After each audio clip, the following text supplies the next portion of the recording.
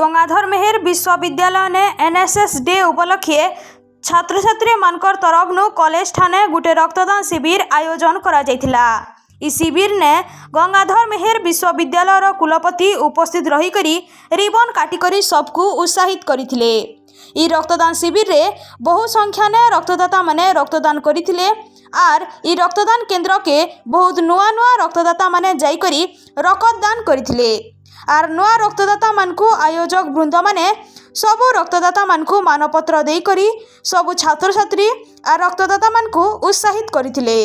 शेष के आयोजक आर छात्र छात्री माने सबु व्यक्ति विशेष को धन्यवाद जनाइथिले।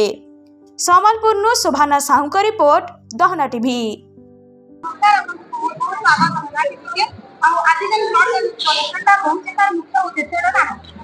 आज हूँ जातीय सेवा योजनार आज दिवस पालन करा जाए। यह भारत विभिन्न प्रांत विभिन्न स्कूल कॉलेज यार मुख्य लक्ष्य करा रक्तदान कि दुनिया रे सबू मिल कि रक्तर डुप्लिकेट रक्त मिल पारनी से जड़े देले अन्य जड़े पाइब।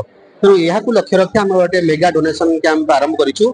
तेणुक स्टूडेंट मानक आमर टीचर मानक आम अपील करूँ डोनेट करूँ कारण आमर ईस्टर्न ओडिशा रे रक्त अभाव बहुत रोगी माने जीवन हराउछन्ति। से रक्तर केमिति आपूर्ति को पूरण करने आम एक अभिनव प्रयास आरंभ करूँ।